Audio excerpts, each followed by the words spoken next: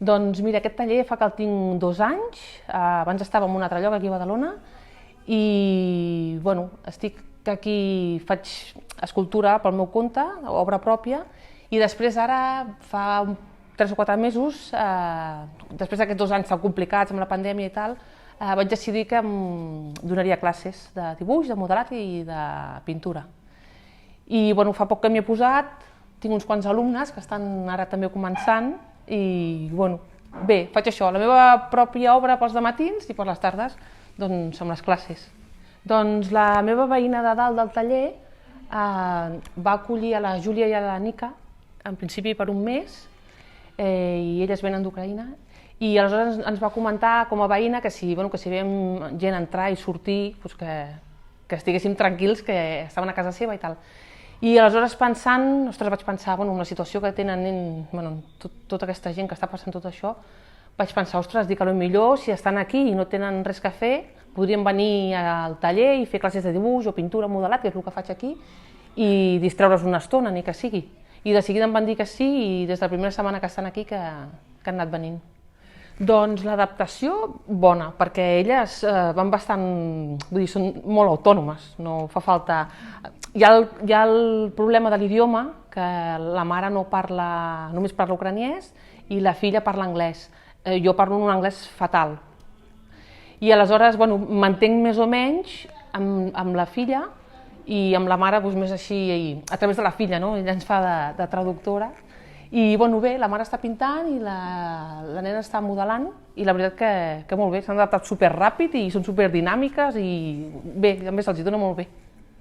Jo aquesta sensació també l'he tingut de gent com dura i com molt ferma, no? Perquè al principi jo també patia una mica perquè no sabia com dirigir-me a elles, no? Ni si amb massa alegria o amb massa pena, vull dir, no sé, era com una mica abstracta i al final vaig pensar, seré normal i ha sigut el millor, elles també han sigut molt normals i molt naturals i les veig, gent ferma, no les he vist tampoc, la veritat, tristes, estic poca estona amb elles i quan estan aquí estan fent feina, però no sé, les he vist com serenes, jo crec que la paraula seria aquesta.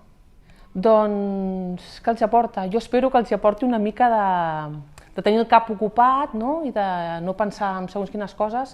Al final l'art serveix molt per això, no? Una mica per evadir-te i per trobar un moment de pau o de connexió amb el teu tu i estar tranquil. I jo espero que els aporti això, no? Un moment de tranquil·litat i potser de relax mental i oblidar-se del lío aquest tan enorme i horrorós que tenen a sobre.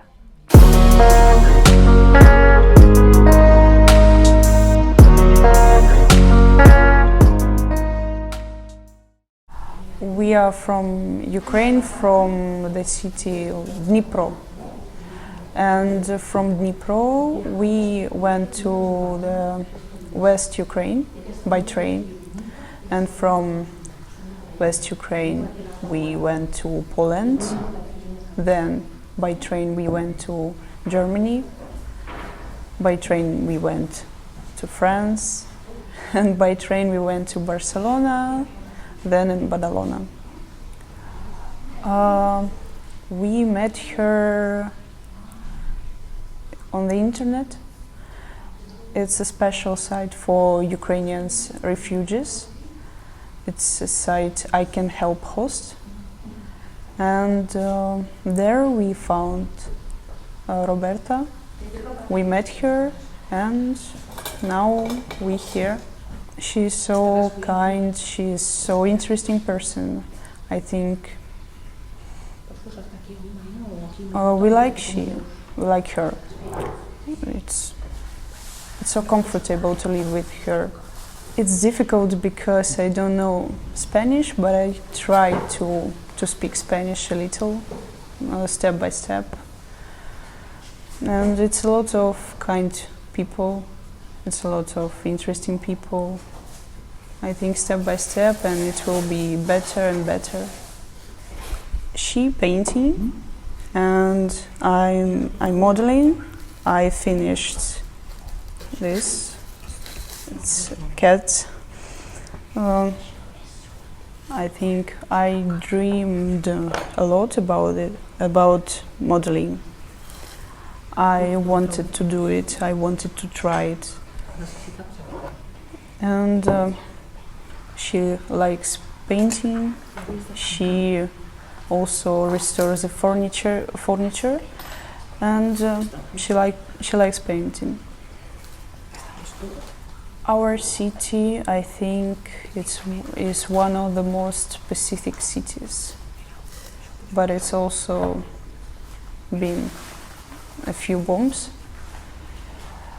and we decided to leave